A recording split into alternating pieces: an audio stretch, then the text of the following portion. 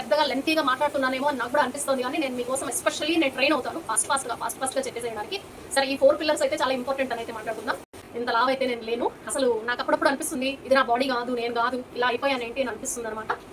But every lady కూడా ఇలాంటి feeling ఉంటుందని నేనైతే అనుకుంటున్నాను. మీరు ఈ వీడియో చూస్తున్నది లేడీస్ అయితే కనుక మీకు నాలాగా ఫీలింగ్ కలిగిందా ఒకసారి కామెంట్ సెక్షన్ లో తెలియజేయండి. మీరు బిఫోర్ మ్యారేజ్ ఎలా ఉన్నారు, స్టడీ టైంలో, మీరు కాలేజ్ టైంలో మీరు ఎలా ఉన్నారు, ఇప్పుడు ఎలా ఉన్నారు ఒకసారి చెక్ చేసుకోండి.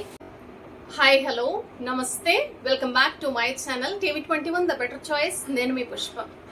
మనం వెయిట్ లాస్ అవ్వాలి, ఫ్యాట్ లాస్ అవ్వాలి అనుకున్నప్పుడు మన దృష్టి అంతా డైట్ మీదే ఉంటుంది. ఏం తింటున్నాం, ఏం తినకూడదు, ఇలాంటివే ఉంటుంది. బట్ నేను చాలాసార్లు డైట్లో చాలా చేంజెస్ చేశాను. నాకు మొదటి నుంచి కూడా తెలుసు.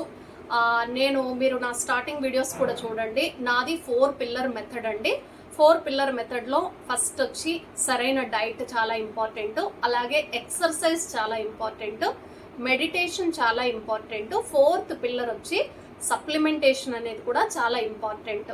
ఈ 4 పిల్లర్ మెథడ్ అయితే చాలా ఇంపార్టెంట్ అని నేను నా లైఫ్లో అనేక రకాల హెల్త్ ఇష్యూస్ నేను ఫేస్ చేశాను అనమాట.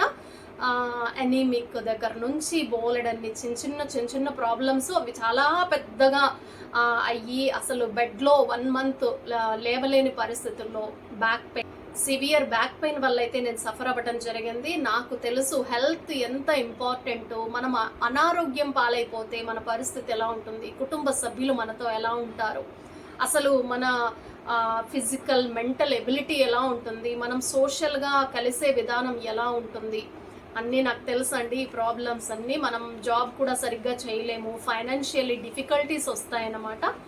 ఇది నేను అనుభవపూర్వకంగా తెలుసుకున్నాను. అందుకే మొదటి నుంచి కూడా మన ఛానల్లో హెల్త్ రిలేటెడ్ టాపిక్స్ ఎక్కువగా ఉన్నాయి, చూడండి. అలాగే వెస్టీస్ అండి, నేనైతే వెస్టీస్ సప్లిమెంట్స్ అయితే యూస్ చేస్తాను అనమాట. ఇక మొదటి పిల్లర్ గురించి మాట్లాడుకుందామండి. డైట్ కదండి, చూసారా వెనకల ఫ్రూట్స్ అండ్ వెజిటబుల్స్ అలాగే ఉన్నాయి. అది ఒక ఎపిసోడ్ చేశాను అనమాట. నేను ఏమేమి ఆర్డర్ పెట్టుకున్నాను, ఏమేమి తినాలనిపిస్తోంది, అవైతే పెట్టాను అనమాట. వర్షం పడుతుంది, నేను కిటికీ క్లోజ్ చేసి వస్తాను. బయట బోల్డ్ అంత పెద్ద వర్షం పడుతుంది అనమాట. కిటికీలో నుంచి ఇలా వర్షం వచ్చేస్తుంది అనమాట. వంటగదిలో కూడా ఇలా పడిపోతుంది వచ్చిందంటే కనుక, అందుకని క్లోజ్ చేయడానికి అయితే వెళ్ళాను. చెప్పాను కదా, నేను చాలా రకాల హెల్త్ ప్రాబ్లమ్స్ ఫేస్ చేసిన తర్వాత నేను రియలైజ్ అయ్యాను. మొదటి నుంచి కూడా నాకు తెలుసు నా బాడీ స్టార్టింగ్ ఒక 16 years, 17, 18 పెళ్ళికి ముందు బాగా ఫ్లెక్సిబుల్గా ఉన్న బాడీ, చాలా సన్నగా ఉన్నాను అనమాట. నేను పాత ఫోటోలు ఏమైనా ఉంటే కూడా మీకు వీడియోలో యాడ్ చేస్తాను. అసలు నమ్మలేరనమాట, ఇంత లావ్ అయితే నేను లేను. అసలు నాకు అప్పుడప్పుడు అనిపిస్తుంది, ఇది నా బాడీ కాదు, నేను కాదు, ఇలా అయిపోయానేంటి అని అనిపిస్తుంది అనమాట. బట్ ఎవ్రీ లేడీకి కూడా ఇలాంటి ఫీలింగ్ ఉంటుందని నేనైతే అనుకుంటున్నాను.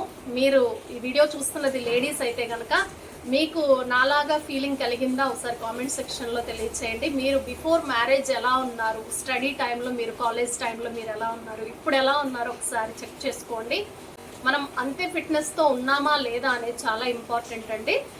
అది ఎలా సాధ్యం అవుతుంది అనే క్వశ్చన్ మార్క్ అయితే వద్దండి. చాలామంది ఉన్నారు సెలబ్రిటీలు, లేకపోతే ఫిట్నెస్ ట్రైనర్లు, చాలామంది ఉన్నారు న్యూట్రిషనిస్టులు, మనం చూస్తున్నాం కదా.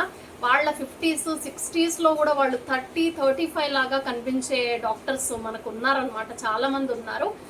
హెల్త్ మీద ఫోకస్ చేయటం చాలా ఇంపార్టెంట్ అని నేనైతే అనుకుంటానండి. ఇక మొదటగా మనం మాట్లాడుకున్నాం కదా, డైట్ అయితే అబ్సల్యూట్లీ అవసరం అండి. మనం మంచి డైట్ తీసుకోవటం, పోషకాలు సరిగ్గా ఇవ్వటం మనం కంపల్సరీ ఇవ్వాలన్నమాట. రెండోది ఎక్సర్సైజ్ అండి. ఎక్సర్సైజ్ చేయకపోతే ఏమవుతుందంటే మన బాడీ అంతా స్ట్రక్ అయిపోతుందండి. అన్ని జాయింట్స్ అన్నీ పట్టేసుకుంటాయన్నమాట, మనకి ఫ్లెక్సిబిలిటీ ఉండదన్నమాట. కాబట్టే మనం ఎక్సర్సైజ్, దీనివల్ల ఎక్సర్సైజ్ వల్ల వెయిట్ లాస్ వచ్చేస్తారు అనే థాట్తో కాదండి. మనం ఎవ్రీడే మనము రొటీన్ చేసుకోవాలి కదా, లేవాలి, నడవాలి, అన్ని పనులు చేసుకోవాలి. అన్ని పనులు చేసుకోవాలంటే బాడీలో కదలికే కదా మనకు కావాలి. మనమే రోబోట్లు కాదు కదా, ఇలా వెళ్ళలేం కదా, అదైనా కదలాలి కదా. కాబట్టి ఈ కదలికలు, బాడీ యొక్క మూమెంట్స్, కదలికలు బాగుండడం కోసమే మనం ఎక్సర్సైజ్ చేయాలి. మెడిటేషన్ ఎందుకు చేయాలి అంటే, ఇవాళ రేపు ఎవరికి స్ట్రెస్ లేదండి. చిన్న పిల్లోడు, LKG పిల్లాడి దగ్గర నుంచి 100 సంవత్సరాలు ఒకవేళ బ్రతికి ఉంటే, 100 ఏళ్ల వాళ్ళు ఉంటే 100 ఏళ్ల వాళ్ళకు కూడా స్ట్రెస్ ఉందండి. కొంతమంది ఏదో సాధువులు, కొంతమంది గురువులు అలాంటి వాళ్ళే మైండ్ఫుల్గా స్ట్రెస్ తీసుకోకుండా ఉన్నారేమో. మేబీ వాళ్లకు కూడా కొన్ని రకాల స్ట్రెస్లు ఉంటాయని నేను అనుకుంటానండి. కాబట్టి స్ట్రెస్ని అధిగమించడం చాలా ఇంపార్టెంట్. ఇంట్లో ఆడవాళ్ళు కావచ్చు, మగవాళ్ళు కావచ్చు, ఫైనాన్షియల్, ఫిజికల్, మెంటల్, ఎడ్యుకేషనల్ బోలెడంత స్ట్రెస్ అయితే ఉంది. కాబట్టి మనం దాని మీద ఫోకస్ చేయాల్సిందే. కాబట్టి మనం మెడిటేషన్ చేయాలి, కొద్దిసేపు అయినా మనం మెడిటేషన్ చేయాలి, ప్రకృతితో కొద్దిసేపు గడపాలి. 5 పంచభూతాలు ఉన్నాయి కదండి, పంచభూతాలు మనలో ఉన్నాయి, అలాగే బయట ఉన్నాయి. ఆకాశము, గాలి, నీరు, కొంచెం ప్రకృతితో మనం గడిపినట్టయితే మనకి ఆరోగ్యం బాగుంటుంది అని నేనైతే బిలీవ్ చేస్తున్నాను. నేను బిలీవ్ చేసే విషయాన్ని నేను మీకు చెప్తున్నాను అనమాట.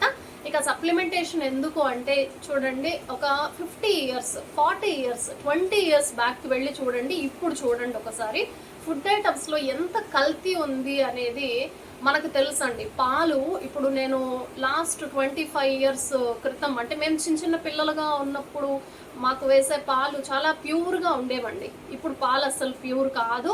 ప్యాకెట్ పాలు నేనైతే పూర్తిగా అవాయిడ్ చేశాను అనమాట. అంతకుముందు కాఫీ చాలా ఎక్కువ తాగేదాన్ని, ఇప్పుడు కాఫీ పూర్తిగా అవాయిడ్ చేశాను. పాల కాఫీ అయితే అవాయిడ్ చేశాను. బట్ బ్లాక్ కాఫీ అయితే తాగుతున్నాను, విత్ షుగరే తాగుతున్నాను, వితౌట్ షుగర్ తాగట్లేదు. అలవాటు అయిపోయింది అనమాట. బట్ షుగర్ని కూడా నెమ్మదిగా మనం అవాయిడ్ చేయాల్సి ఉంటుంది. మైండ్లో అయితే ఉంది, ఇంకా ఆచరణలోకి రాలేదు. మెల్లమెల్లగా తగ్గించుకుంటూ వస్తున్నాను అనమాట. ఇవన్నీ ఎందుకు మాట్లాడుతున్నాను అని అంటే మీకు ఉపయోగపడుతుంది అనే విషయానికి మాట్లాడుతున్నాను అనమాట. మీరు కూడా వీటిల్లో ఏమైనా కరెక్షన్స్ చేసుకునేది ఉంటే చేసుకోండి. ఎలాంటి డైట్ తీసుకోవాలి, ఎక్సర్సైజ్ చేయాలా, మెడిటేషన్ ఎంతసేపు చేయాలి, సప్లిమెంటేషన్ ఏం ఉపయోగపడుతుంది అనేవి అన్నీ మనం స్పెషల్లీ తర్వాత ఫుల్ ఎపిసోడ్స్ అయితే చేసుకుందాము. నా వీడియోస్ కాస్త లెంతీగానే ఉంటాయండి. షార్ట్ ఫామ్లో చిన్నగా అలా చెప్పేయి అని అంటే నాకు రావట్లేదు. యాక్చువల్లీ పెద్దగా లెంతీగా మాట్లాడుతున్నానేమో అని నాకు కూడా అనిపిస్తుంది. కానీ నేను మీకోసం ఎస్పెషల్లీ నేను ట్రైన్ అవుతాను ఫాస్ట్గా చెప్పేసేయడానికి. సరే, ఈ 4 పిల్లర్స్ అయితే చాలా ఇంపార్టెంట్ అని అయితే మాట్లాడుకుందాం. సరే, ఈ 4 పిల్లర్స్ మనకి చాలా ఇంపార్టెంట్ అని అయితే మనం తెలుసుకున్నాం కదా. ఆచరణలోకి అయితే తీసుకురండి, నెమ్మదిగా తీసుకురండి. నాకు కూడా బాడీలో ఫుల్ పెయిన్స్ అయితే ఉన్నాయి. మరొక విషయం మీకు చెప్పాల్సి, నేను అది తీసుకొని వచ్చి చెప్తాను. ఇంపార్టెంట్ విషయం మీకు ఒకటి చెప్పాలి అన్నాను కదండి. నేను త్వరలోనే ఒక స్పెషల్ వీడియో కూడా చేస్తాను. ఎవరికైనా యూజ్ అవుతుందేమో అనే ఉద్దేశంతోనే చేస్తాను అనమాట. ఇంగ్లీష్ మెడిసిన్స్ అన్నీ వాడేస్తానండి నేను. హెల్త్ రిలేటెడ్ ప్రాబ్లమ్స్ నాకు వచ్చినప్పుడు, ఈవెన్ ఇప్పటికీ కూడా నేను నా స్పైనల్ కొంచెం ప్రాబ్లంతోనే ఉంది, నొప్పితో నేను సఫర్ అవుతున్నాను అనమాట. చాలా వియర్డ్ పెయిన్ వస్తుంది అనమాట. చాలా అతి దారుణమైన పెయిన్ అయితే నేను అనుభవిస్తూ ఉన్నాను. బట్ నా రొటీన్ నేను చేయటానికి ఎంత మొండి పట్టుదలతో అయితే నేనైతే నడుస్తున్నాను అనమాట. అన్ని పనులు చేస్తున్నాను. ఇంగ్లీష్ మెడిసిన్స్తో నేను చాలా విసిగిపోయాను, కాదనట్లేదు. అవసరాన్ని బట్టి మనం యూస్ చేసుకోవాలి.